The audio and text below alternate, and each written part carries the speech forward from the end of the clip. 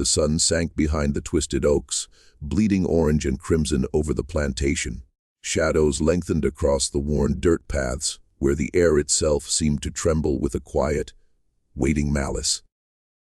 In the main yard, the foreman's voice cut through the stillness like a whip. He laughed cruelly, dragging the elderly woman forward, shoving her stooped shoulders roughly against the splintered fence. Her frail hands trembled, her eyes cast down, but beneath the fear glimmered a stubborn ember that refused to die. The other workers turned away, averting their gazes, but the wind carried a strange, low rumble that made the hairs on the back of their necks stand on end. Somewhere in the woods, branches snapped under the weight of an unseen presence. A dark shape slipped silently between the gnarled trees, eyes glinting like smoldering coals, watching, waiting. The foreman laughed again, louder this time, mocking her age, her weakness, her life. But then the wind shifted, carrying with it a cold, terrible warning, a scent of iron and fur that made his laughter falter. The dogwoods trembled. A guttural growl echoed, low and resonant, vibrating in the chest, and for a brief, frozen heartbeat, the world seemed to hold its breath. No one dared look at one another. The air thickened with dread, and somewhere deep in the shadows, the night's true predator waited, patient and unmoved, unseen by all but all, seeing in its silent judgment. The day had begun like any other, with the heavy, oppressive sun crawling over the plantation fields and casting its long, relentless glare on the sweat-streaked backs of those who labored beneath it. Dust hung in the air, clinging to every thread of clothing, every line of weathered skin, and mingling with the sharp, acrid scent of smoke from the distant kitchen. Birds called faintly from the treetops, their songs muted by the oppressive weight of the morning. But even the seemingly ordinary rhythm of work could not mask the undercurrent of cruelty that had settled over the plantation, a darkness that seemed to emanate from the foreman himself. He was a man whose presence alone could make hearts tremble, a towering figure of harsh words and harsher fists. His voice cut through the yard like steel, sharp and unyielding, leaving no room for dissent or hesitation. That morning, his attention had been drawn to the elderly woman, a figure who had spent decades under the same sun, whose hands bore the deep etchings of relentless labor, whose back was permanently bent from years of bending over the soil. Despite her age, there was a quiet dignity in her movements, a steady rhythm in the way she carried herself.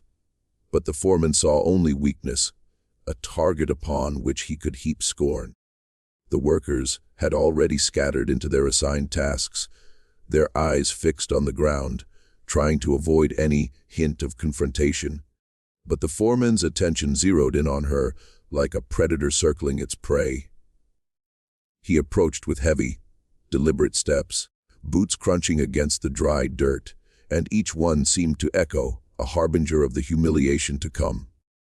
His voice rang out, sharp, mocking, as he called her name, drawing the reluctant attention of everyone in the immediate vicinity.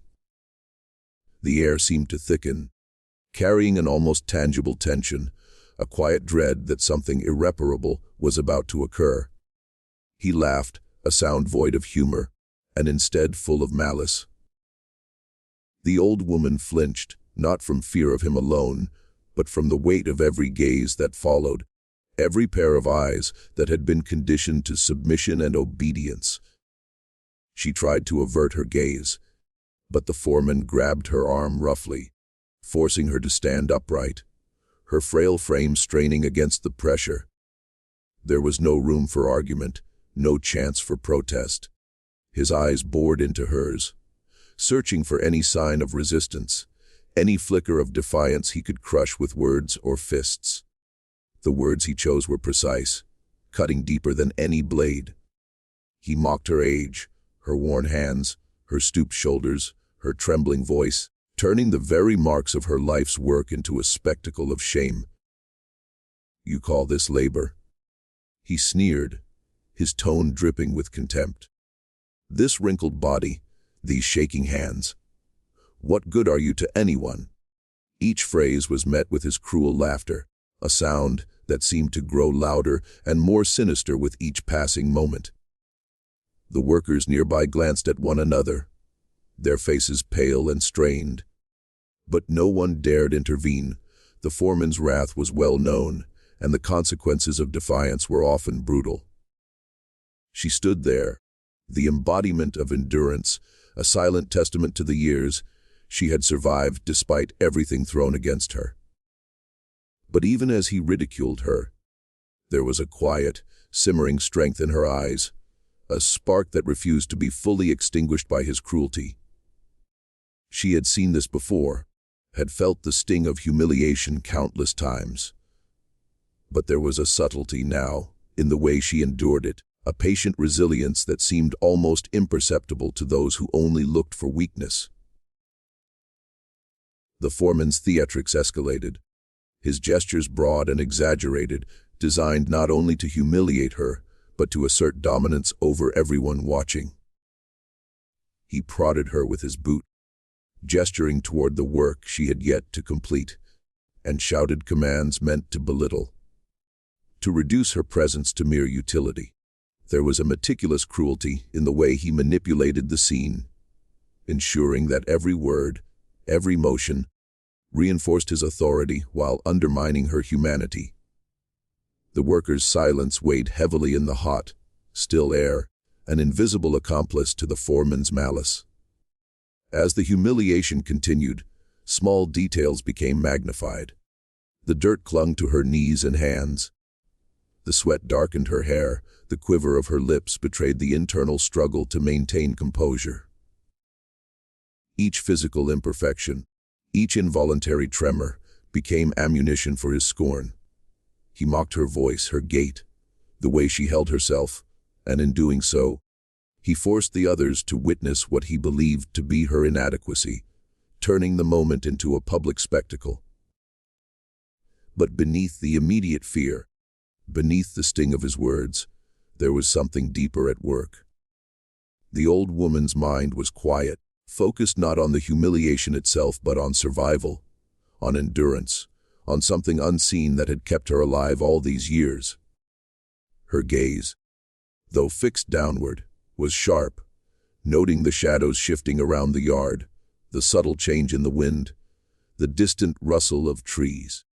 She was aware of every nuance, every possibility, every silent threat, and though the foreman believed he dominated her, he could not touch what lay beneath, the core of her being that had endured decades of cruelty and oppression. Even as he laughed, even as he continued to dehumanize her, there was a growing tension in the air, subtle but undeniable. It began with a whisper of movement from the edge of the woods, a sound that seemed to belong to something larger, more primal.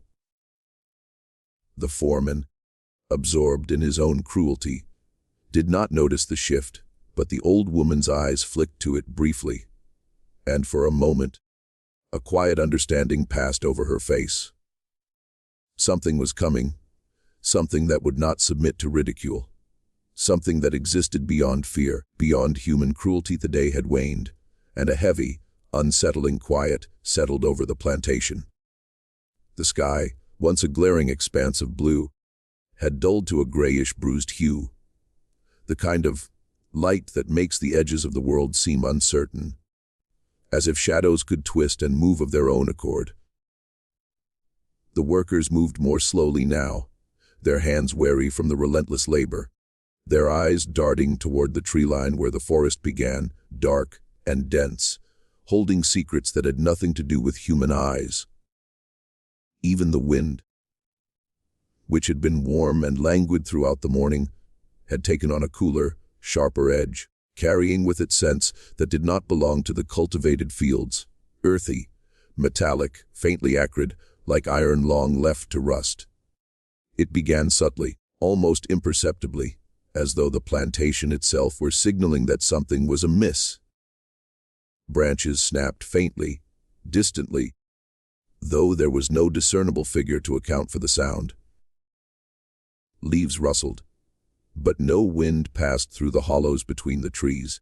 It was the kind of quiet that presses against the chest, heavy and unnatural, making ordinary movements feel exaggerated, drawing attention to every sound, every shift in the air.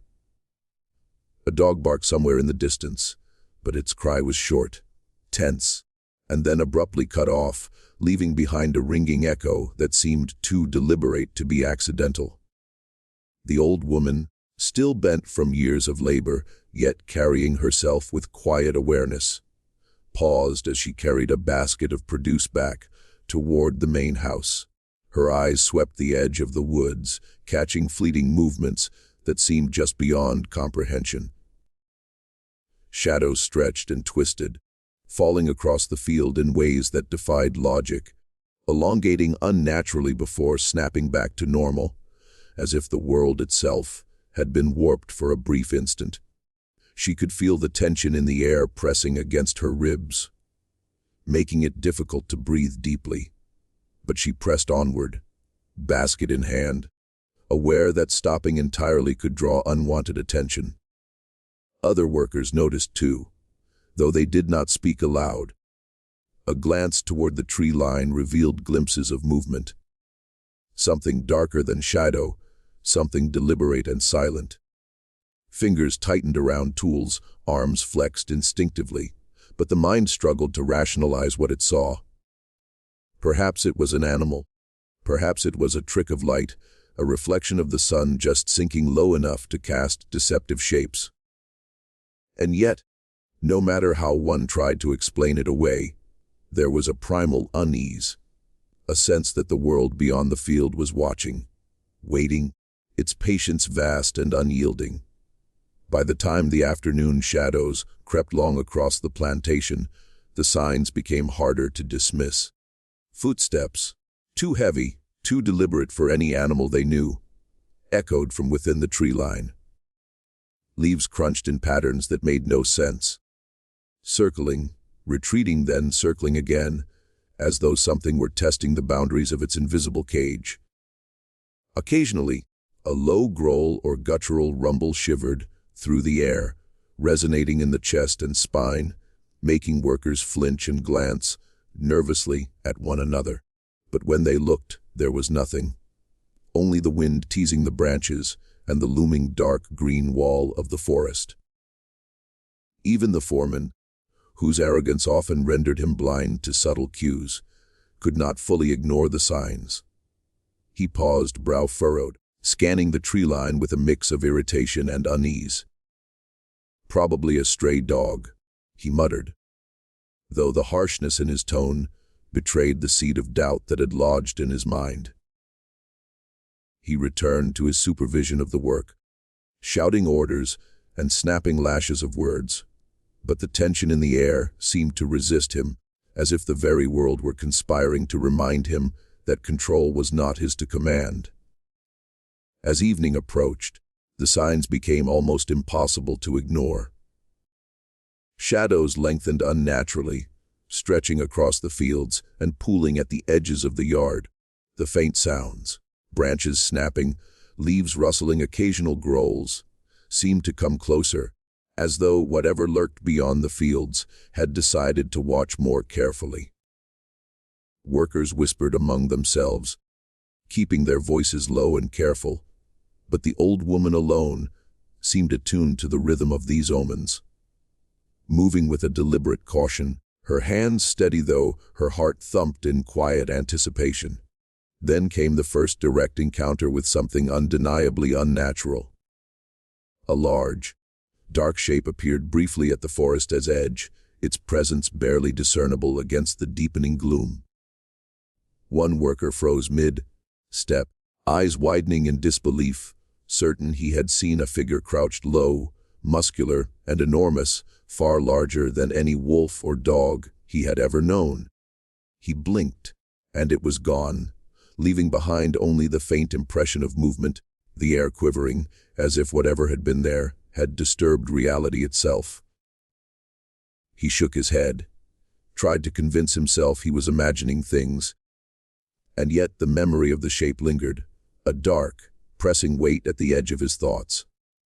That night, as darkness settled fully, and the plantation fell under the blanket of evening, the sense of being observed intensified. The wind carried strange sounds now, low growls and a rustle that circled the clearing repeatedly, almost as if announcing its presence without revealing it. Trees groaned under unseen pressure, leaves fell in unnatural patterns, and even the fireflies seemed to hesitate, as if sensing the wrongness in the air. The old woman stood near the cabin, hands clasped tightly, eyes sharp despite fatigue.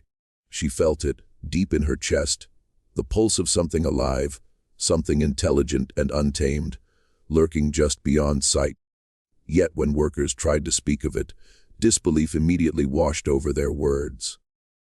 "It's nothing," the foreman insisted. "Just shadows. Nothing to fear." Their hearts wanted to protest. Their eyes told them otherwise. But the authority of the foreman's voice stifled their fears, relegating them to mere superstition. Only the old woman seemed to sense the growing inevitability of what was coming.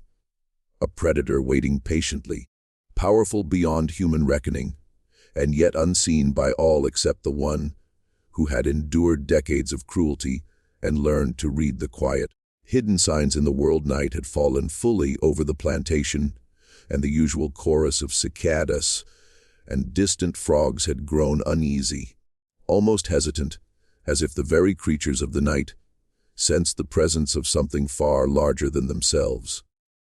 The fields, once full of movement and labor, were now empty and oppressive, bathed in the pale, tremulous light of the moon that filtered through drifting clouds. Shadows pooled in the hollows of the land, thick and oppressive, stretching the edges of the world beyond recognition.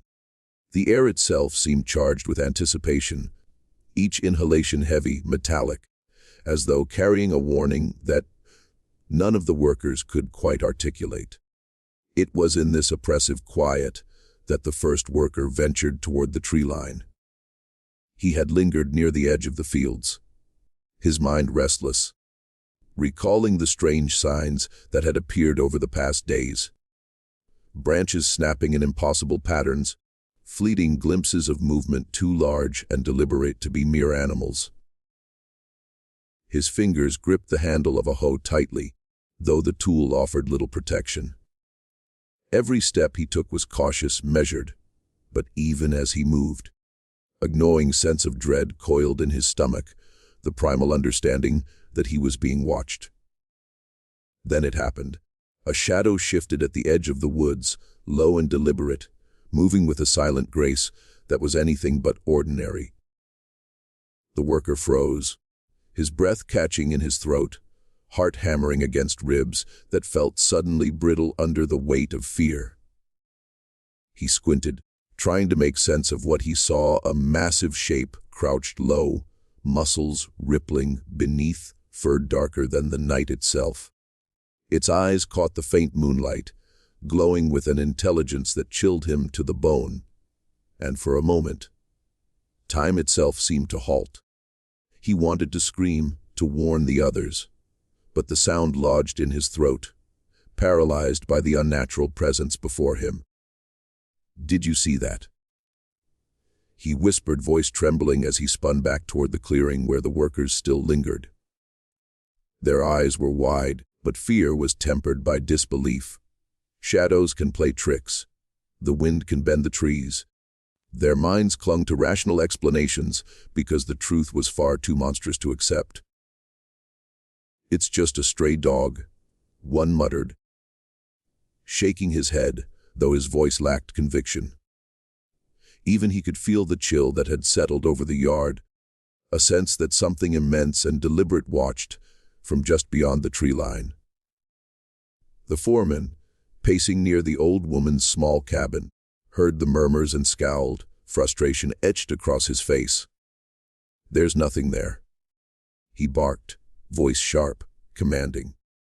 "Stop whispering nonsense and get back to work." I won't have you scaring yourselves over shadows and wind." His words were meant to soothe, meant to assert control, but the effect was the opposite. They were hollow against the unspoken tension that pulsed through the night, a tension that no amount of shouting could dispel. But the worker could not shake the image he had seen. The shape lingered in his mind, growing in clarity and terror with each recalled detail. The size, the low, deliberate crouch, the way the eyes seemed to pierce through darkness, measuring and calculating. He tried again to speak, gesturing toward the forest, but the foreman waved him away, dismissing the warning as the ravings of an overworked imagination.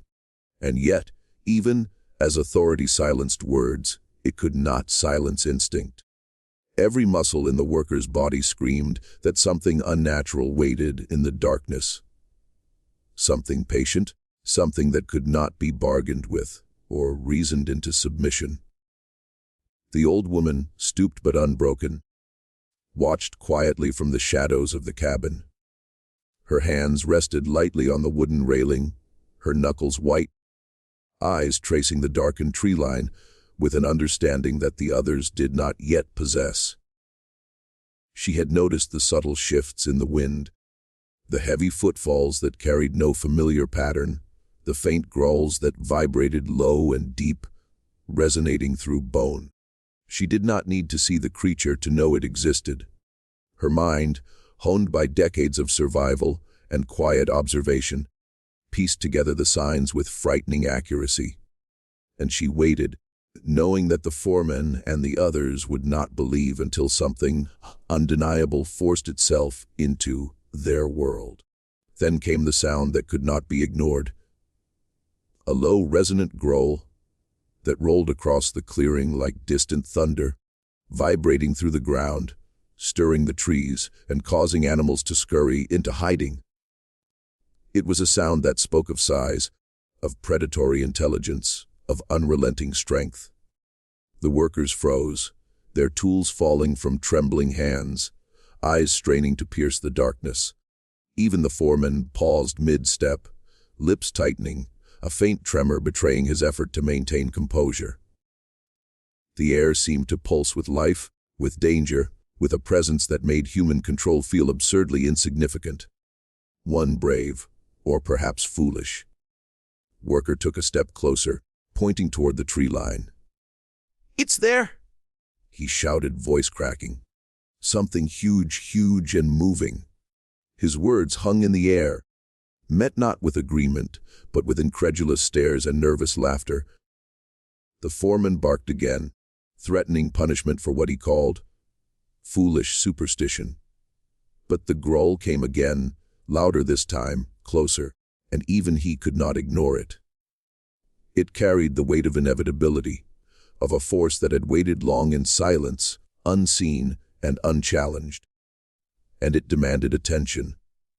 The workers whispered among themselves, eyes darting between the shadows and each other, trying to reconcile what they felt with what they could accept. The forest held its secrets close, revealing only hints. A flicker of motion, a rustle too heavy to belong to the wind alone, the faint reflection of eyes that glowed faintly in the moonlight. Fear spread quietly but swiftly, infecting every corner of the clearing, binding them together in an unspoken understanding that something beyond comprehension was watching, waiting for a moment that had not yet arrived. The old woman remained still, an island of awareness in a sea of panic and disbelief. She did not need to see the creature fully to know it existed, and she did not need anyone else to believe her. The signs, the growls, the unnatural movements of the night were all confirmation enough. She had felt the weight of the unseen before, had survived by listening to the world around her. And tonight, as the tension reached a nearly unbearable crescendo, she understood with clarity that whatever was out there was preparing to step into their lives. Whether they were ready or not, the night had thickened, pressing down on the plantation with a weight that seemed almost tangible, making every breath laborious and every heartbeat echo in the chest like a drum. Shadows pooled in the hollows of the fields, merging into the darkness of the surrounding woods, creating shapes that defied logic, flickering and stretching in ways that unsettled the mind. The wind, once a gentle companion, had become a presence of its own, rustling leaves in sudden, sharp bursts and carrying with it a low, almost imperceptible vibration, the sort that makes the skin prickle and the hair stand on end. Something was coming, and even the bravest of men felt its inevitability pressing against their consciousness, a primal warning that could not be ignored. The foreman, emboldened by years of authority and cruelty, continued to assert control, though his voice had lost some of its certainty. He barked orders, demanding the workers return to their cabins and threatening punishment for any who lingered in the dark. His eyes, however, betrayed a growing unease. Something beyond human strength was out there, and the foreman's mind, though stubborn, could sense the shift. He tried to convince himself it was only imagination, a product of the oppressive night, but instinct gnawed at the edges of his reasoning, whispering warnings he could neither acknowledge nor escape. The old woman, who had endured decades of hardship and cruelty, stood quietly near the edge of the clearing. Her body was bent, her hands worn, her face lined with the marks of years, yet her eyes were sharp, piercing through the darkness with a clarity that the others lacked. She felt it before anyone else did. A movement in the woods that carried a presence far heavier than any ordinary animal. The ground itself seemed to vibrate slightly under some unseen weight, and the air trembled with anticipation. She understood, without a doubt, that the creature had arrived. It began as a shadow, long and low, gliding between the trees with a silence that was almost unnatural. Then, slowly, deliberately, the shape emerged into the open, and the world seemed to shrink around it. The alpha was massive, larger than any wolf the workers had ever imagined, its fur black as the void between stars, sleek and rippling with taut, coiled muscle. Its eyes glowed faintly in the moonlight, amber and impossibly intelligent, seeming to peer directly into the minds of those who dared meet its gaze. The growl that had once been distant now filled the air, low and resonant, vibrating through the ground, reverberating in the chest and bones of every living thing nearby. It was a sound that demanded attention, commanded silence, and instilled fear with a weight that could not be rationalized or ignored. The workers froze, tools slipping from trembling hands, their faces pale, hearts hammering. The foreman, who had once held dominion over this yard, and these people, stumbled backward, disbelief etched deep across his features. He tried to shout, to assert control, but the words caught in his throat, powerless against the gravity of the creature before him. His arrogance faltered under the intensity of the alpha's presence, replaced by a raw, instinctual fear that gnawed at every nerve. For the first time in his life, he was utterly powerless. The alpha's movements were deliberate, each step measured, radiating authority and predatory grace. Its gaze swept over the foreman, lingering, unblinking, and the foreman felt a weight press against his chest, a chilling understanding that he was being judged by something far beyond human comprehension. The workers' whispers died in their throats, their eyes wide with awe and terror. It was not merely a wolf, not merely a beast. It was a force, elemental and undeniable, a living embodiment of nature's wrath and unbending law. The old woman remained still, her body trembling only slightly, but her eyes reflected a deep, quiet satisfaction. She understood, as she had always known, that cruelty invited consequences, that injustice could awaken forces the proud and arrogant could not control. The foreman had humiliated her, belittled her existence, and now he faced the reckoning, he could neither comprehend nor escape. The Alpha's presence was both a shield and a judgment, its very being a statement that the natural world was far older, far more patient, and far more lethal than any human authority. A gust of wind rustled through the clearing, carrying the scent of earth, fur, and something darker, sharper, something primal that pressed against the foreman's nostrils like a warning. His knees buckled slightly, and he took a hesitant step backward.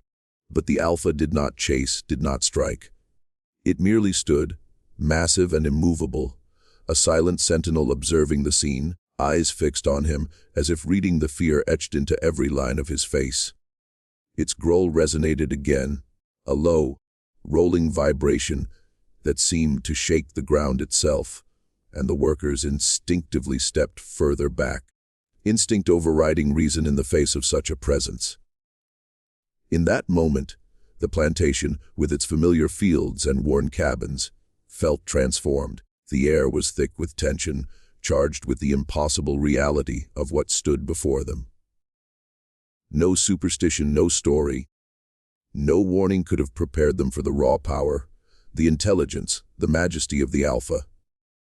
The foreman, who had spent a lifetime enforcing order through cruelty, could only stare, his authority rendered meaningless in the face of a force that obeyed no human laws, answered to no commands, and existed outside the bounds of fear or reason.